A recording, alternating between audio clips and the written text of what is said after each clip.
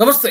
సోమవారం సాయంత్రం ఢిల్లీ ఎర్రకోట మెట్రో స్టేషన్ దగ్గర జరిగినటువంటి పేలుడుకు సంబంధించి దేశమంతా కూడా వివిధ నగరాల్లో హై అలర్ట్ ప్రకటించారు. చాలా అప్రమత్తంగా ఉండాల్సిందిగా ప్రకటించడం జరిగింది. అయితే తాజాగా బయటపడినటువంటి టెర్రర్ మాడ్యూల్స్ తో ఈ ఘటనకు సంబంధం ఉందా లేదా అనేది ఇంకా నిర్ధారించాల్సి ఉంది.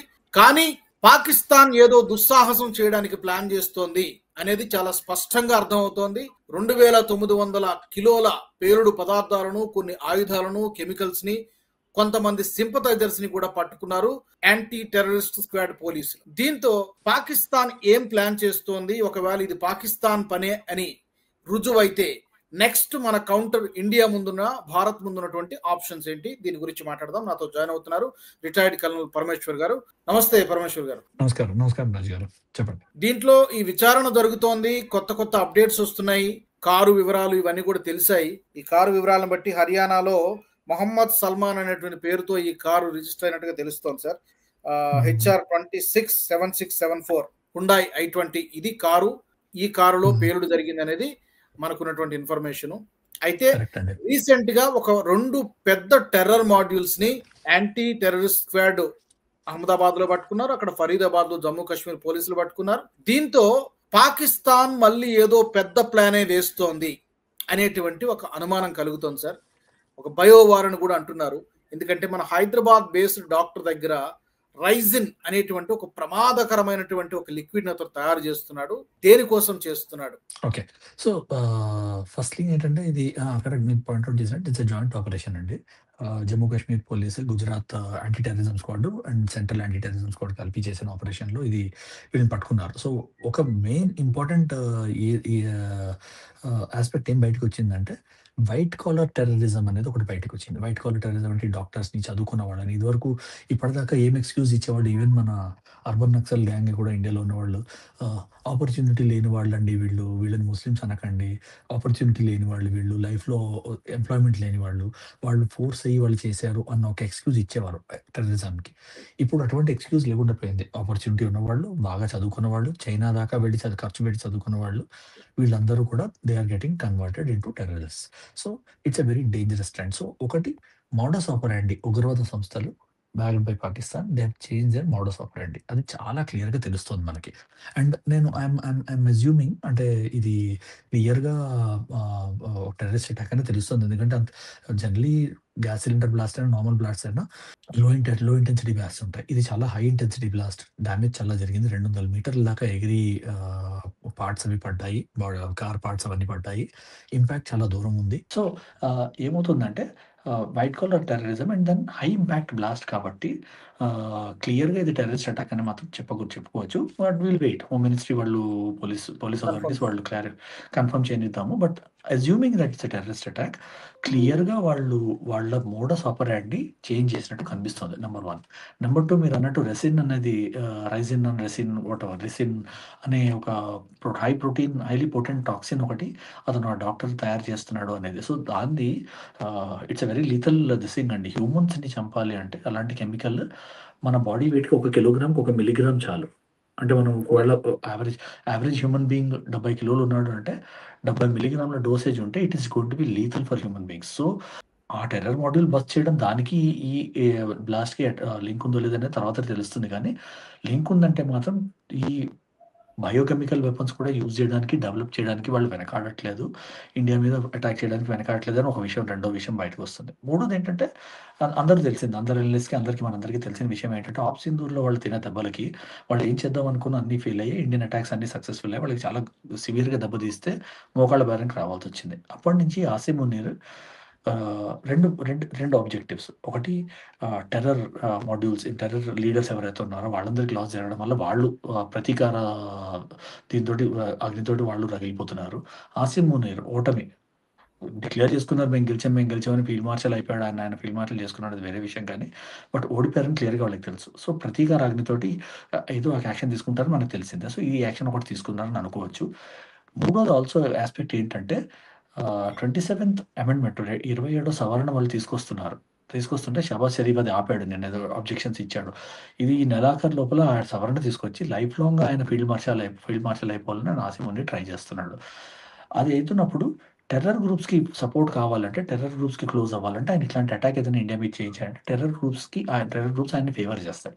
సో, ఇవన్నీ మైండ్‌లో పెట్టుకొని it is a very well planned terror attack అని నా ఉద్దేశం అండి.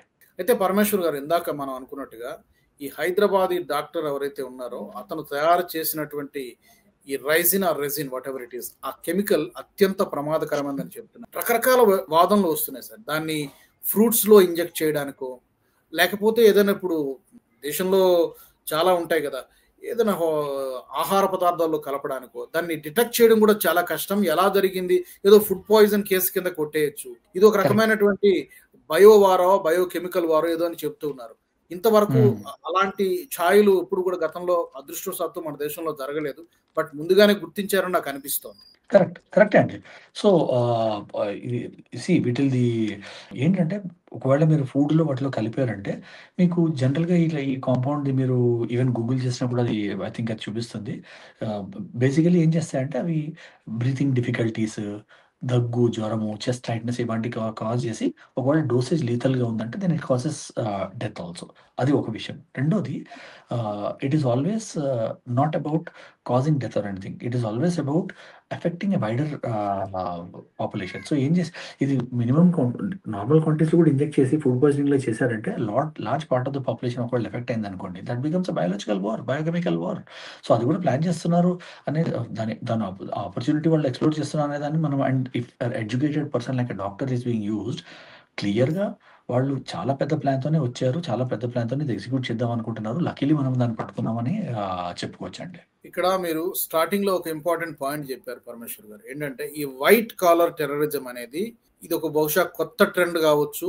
అంటే లాస్ట్ 2-3 రోజుల్లో నలుగురు 5 డాక్టర్లని అరెస్ట్ చేశారు. సో వాళ్ళు బ్రెయిన్ వాష్ కాబడ్డారనేది చాలా స్పష్టంగా అర్థం అవుతోంది. అంటే ఒక వాదన గతంలో వినిపించేది, కేవలము అవకాశాలు లేని వాళ్ళు, పేదరికంలో మగ్గిపోయిన వాళ్ళు, అలాంటి వాళ్ళు మాత్రమే ఉగ్రవాదం వైపు ఆకర్షితులు అవుతారు అనేటువంటి ఒక వాదన వినిపించేవారు. కానీ అది తప్పు. కేవలం అలాంటి వాళ్ళు మాత్రమే కాదు, అన్ని అవకాశాలు ఉన్న వాళ్ళు కూడా ఒక విధమైన రాడికలైజేషన్ అనేది అవుతారని చెప్పడానికి ఈ డాక్టర్లు తర్వాత లేదా ఇంజనీర్లు వీళ్ళు కూడా ప్రభావితం అవుతున్నారు. సమాజంలో ఒక కరెక్ట్. మంచి వృత్తిలో ఉండి కూడా అవుతున్నారంటే ఇది ఒక కొత్త ట్రెండ్ లాగా కనిపిస్తుంది, వైట్ కాలర్ టెర్రరిజం. కరెక్ట్ అండి. అబ్సల్యూట్‌లీ. సో, వైట్ కాలర్ అంటే ఇప్పుడు ఏమవుతుందంటే, మీరు 2014 నుంచి చూసారంటే ఇప్పటిదాకా ఇవాల్టి దాకా 12 ఏళ్ళు తీసుకున్నారంటే టైము. ముందర చాలా కామన్ ప్లేస్ అయ్యేది. హైదరాబాద్‌లో బ్లాస్ట్ అయ్యేది. 2 నెలల తర్వాత లక్నోలో అయ్యేది. దాని తర్వాత బరేలీలో అయ్యేది. దాని తర్వాత ఢిల్లీలో అయ్యేది. బాంబేలో అయ్యేది. పూణేలో అయ్యేది. బెంగుళూరులో అయ్యేది. ఎక్కడవుతుంది నెక్స్ట్ అనేది వెయిట్ చేసేవాళ్ళు. ఇప్పుడు ఒక సెన్స్ ఆఫ్ సెక్యూరిటీ వచ్చింది పబ్లిక్‌లో. At least major cities are protected. Intelligence agencies చూస్తున్నాయి. కశ్మీర్‌లో అవి అవుతున్నాయి. కొన్ని అటాక్‌లు అవుతున్నాయి. అది వేరే విషయం. But major cities are protected అని ఒక సేఫ్టీ అండ్ సెక్యూరిటీ వచ్చింది. ఆ సెన్స్ ఆఫ్ సెక్యూరిటీ తీసేయడానికి, ఈ ఇంటెలిజెన్స్ ఏజెన్సీస్‌ని బీట్ చేయడానికి, వాళ్ళ థింకింగ్‌ని బీట్ చేయడానికి I think they have modified their modus operandi. వాళ్ళు మోడిఫై చేసి వైట్ కాలర్ టెర్రరిజంలోకొచ్చారు. సో, ఇది ఒకటి కొత్తగా వచ్చిన ట్రెండ్. దాన్ని యూజ్ చేసి వాళ్ళు ఈ అటాక్ చేశారని మనం చెప్పుకోవచ్చు. ఎందుకంటే ఒకటి టైమింగ్ ఆఫ్ ది అటాక్ చూడండి మీరు. Timing of the attack, first is date and time of the attack. It is on Monday రోజు నాడు సాయంకాలం 6:50కి రెడ్ ఫోర్ట్ దగ్గర, అంటే పీక్ ఆఫ్ పీక్ టైమ్స్, అంటే మాక్సిమం డ్యామేజ్ జరుగుతుంది ఆ టైంలో అటాక్ జరిగిందంటే. So, that is one. రెండోది, ఎలక్షన్స్ అవుతున్నాయి. తెలంగాణలో బై ఎలక్షన్ అవుతుంది. బీహార్‌లో మెయిన్ ఎలక్షన్ అవుతుంది. ఆ టైంలో చేస్తే గవర్నమెంట్ మీరు అనుకున్నంత స్ట్రాంగ్ కాదు. గవర్నమెంట్ కంట్రోల్‌లో లేదు అని చూపించడం. అది రెండో విషయము.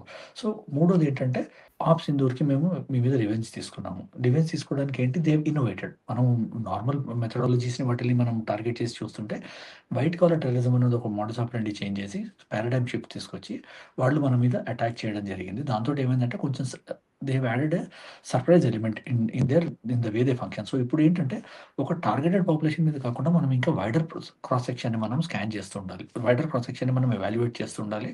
ఎవరినైనా కూడా అనుమానంతోనే చూడాలి. ఎవరైనా అమ్ముడుపోవచ్చు. ఎవరైనా ఇలాంటి యాక్టివిటీస్ చేయొచ్చు. ఎవరైనా రాడికలైజ్ అవ్వచ్చు అనే ఒక ఫిలాసఫీ మనం మన స్కాన్ ఏరియా, మన స్కాన్ బీట్ పెంచుకోవాల్సొస్తుంది ఇప్పుడు. ఇప్పటి నుంచి ఇంకెవరిని నమ్మడానికి లేదు. వీడు చదువుకున్నాడు, వీడు చెయ్యడు. వీడు చదువుకోనోడు, వీడు టార్గెట్‌లో ఉంటాడని అనుకోవడానికి వీలు లేదు ఇక. కరెక్ట్. మీరు అన్నట్టుగా ఎవరైనా చేయొచ్చు. దీనికి ఏమంటారు, వృత్తితో సంబంధం లేదు. వాళ్ళకేంటంటే కేవలం రిలీజియన్ అనేటువంటి ఒక మత్తులో మునిగిపోతారు. దాన్ని ఆ విధంగా వాళ్ళని ఇన్ఫ్లుయెన్స్ చేస్తారు, బ్రెయిన్ వాష్ చేస్తారు. దాని ఫలితమే ఇదంతా కూడా కనబడుతోంది. ఈ వైట్ కాలర్ టెర్రరిజాన్ని ఉపయోగించుకొని ఏదో పెద్ద విధ్వంసం సృష్టించడానికి అయితే ప్లాన్ జరిగింది. అదృష్టం కొద్దీ అట్లీస్ట్ ఆ 2 టెర్రర్ మాడ్యూల్స్ బయటపడ్డాయి. ఇంకేమైనా ఉన్నాయేమో కూడా చెక్ చేయాల్సినటువంటి అవసరం ఉంది. చూద్దాం మరి ఆ దిశగా ఎన్ఐఏ కూడా విచారణ చేస్తోంది, ఇవన్నీ కూడా చేస్తుంది. అంటే కరెక్ట్. ఒక విషయం నా కంక్లూజన్‌లో నేను చెప్పాల్సింది ఒకటేంటంటే, ఇట్లాంటివి జనరల్లీ ఇట్లాంటి పెద్ద పెద్ద మోడల్స్ బస్ట్ అయినప్పుడు ఏముంటాయంటే, వీళ్ళకి ఆబ్వియస్లీ వాళ్ళైతే చాలా పెద్దది ప్లాన్ చేస్తున్నారు. 3000 కిలోలు అంటే మీరు ఇమాజిన్ చేయండి. పుల్వామా అటాక్‌లో మీకు 40 కిలోలు ఎంతో యూజ్ అయింది. 3000 కిలోలు దొరికింది. 3000 కిలోలు అంటే మీరు ఎంత నాశనం చేసి, ఎంత ఎఫెక్ట్ చేయొచ్చు చూడండి. 350 కిలోల ఆర్‌డీఎక్స్ పట్టుడుపోయింది. అంటే ద స్కేల్ ఆఫ్ ప్లానింగ్ ఒకటి చూడండి నంబర్ 1. నంబర్ 2 ఇట్లాంటివి టెర్రర్ మోడల్ క్యారీ అవుట్ ఇలాంటివి చేస్తున్నప్పుడు, ప్లానింగ్స్ చేస్తున్నప్పుడు ఎలా ఉంటాయంటే, స్లీపర్ సెల్స్ కూడా ఇన్‌స్ట్రక్షన్ ఇస్తారు వాళ్ళు. As a plan A, plan B. Plan A ఇది మనది. ఇదంతా మనం డైవర్ట్ చేసి, ఇదంతా మనము అటాక్‌లో యూజ్ చేద్దాం. ఒకవేళ ఇవన్నీ పట్టుడుపోయాయంటే, ప్లాన్ బి ఏంటంటే, స్లీపర్ సెల్స్ మీరు యాక్టివేట్ అయిపోండి. అనుకున్న ప్లాన్ బి మీరు ఎగ్జిక్యూట్ చేసేయండి మీ లెవెల్‌లో. So that some success is there. మొత్తం ఫెయిల్యూర్ కాకుండా కొంచెం సక్సెస్ ఉంటుందని ఒక ఇన్‌స్ట్రక్షన్ ఉంటుంది. నంబర్ 1 అదొకటి మనం చూడాలి. ఎంతమందిని యాక్టివేట్ చేశారు, ఎంతమంది ఎగ్జిక్యూట్ చేద్దామని ట్రై చేస్తున్నారు. సో ఇది వన్ ఆఫ్ అటాక్ అని అనుకుని వదిలేయడానికి లేదు. నంబర్ 1. నంబర్ 2 మనం ఆలోచించాల్సింది ఏంటంటే, 3000 కిలోలు మనం పట్టుకున్నాము. అక్కడి నుంచి వాళ్ళు ఎంతమందికి ట్రాన్స్‌పోర్ట్ చేశారు, ఎన్ని డైరెక్షన్స్‌లో ట్రాన్స్‌పోర్ట్ చేశారు, ఎన్ని ఐడియాస్ ఉన్నాయి, ఇంకెక్కడైనా ఉందేమో తెలియదు కదా పరమేశ్వర్ గారు. ఈ 3000తో పాటు ఇంకెక్కడైనా దాచిపెట్టారా అనేది మనకి ఇంకా తెలియదు కదా.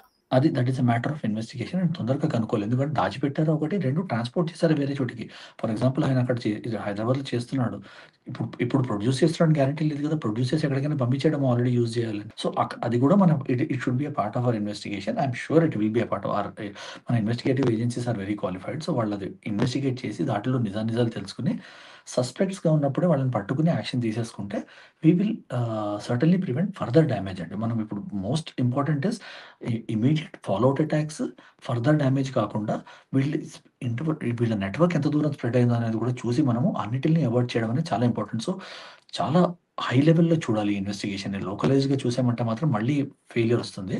సో చాలా హై లెవెల్‌లో చూసి చాలా అన్ని డైరెక్షన్స్ నుంచి చూసి దీన్ని సాల్వ్ చేయాలి. దీన్ని అటాక్ చేసి సాల్వ్ చేయాలండి. ఎస్, కరెక్ట్ పరమేశ్వర్ గారు. ఫర్దర్ గా డ్యామేజ్ జరగకుండా, ఇలాంటి సంఘటనలు మళ్ళీ రిపీట్ కాకుండా చూడాల్సినటువంటి బాధ్యత ఉంది. బహుశా ఆ పనిలోనే మన ఎన్ఐఏ కావచ్చు, మిగిలిన పోలీస్ సిబ్బంది అంతా కూడా నిమగ్నమై ఉన్నారు. ఎలాంటి సంఘటనలు జరగకుండా ఉండాలని మనం కోరుకుందాం. Thank you very much Parameshwar గారు. Thank you Raju. Thank you. మరి ఈ టాపిక్ సంబంధించి మీ కామెంట్స్ ని, మీ అభిప్రాయాలని కామెంట్స్ ద్వారా మాకు తెలియచేయవచ్చు. పాకిస్తాన్ ఏదో దుస్సాహసం చేయడానికి ప్రయత్నం చేస్తోంది. ఎస్, అది చాలా చాలా స్పష్టంగా అర్థమవుతోంది. కేవలం పుల్వామా అటాక్ లో వాడింది కేవలం 40 కేజీల ఆర్డిఎక్స్ మాత్రమే, పేలుడు పదార్థాలు మాత్రమే. కానీ ఇప్పుడు దొరికినటువంటి ఈ టెర్రర్ మాడ్యూల్లో దొరికినటువంటిది 3000 కిలోల పేలుడు పదార్థాలు. అంటే ఏ స్థాయిలో విధ్వంసానికి ప్లాన్ చేశారని చాలా స్పష్టంగా అర్థమవుతుంది. కాకపోతే వాటిని కనుగొన్నారు, వాటిని నిర్వీర్యం చేశారు. తప్పకుండా మీ అభిప్రాయాన్ని తెలియచేయండి. మరొక వీడియోలో మళ్ళీ కలుసుకుందాం. జై హింద్. ఈ వీడియో మీకు నచ్చినట్టయితే లైక్ చేయండి, 10 మందికి షేర్ చేయండి. అలాగే కామెంట్ల రూపంలో మీ అభిప్రాయాలను మాతో పంచుకోండి. Nationalist hub group of channels ను సబ్స్క్రైబ్ చేసుకుని తెలుగునాట జాతీయవాద జర్నలిజాన్ని ప్రోత్సహించండి. ఈ వీడియో కింద ఉన్న బెల్ ఐకాన్ పై క్లిక్ చేయడం మర్చిపోవద్దు.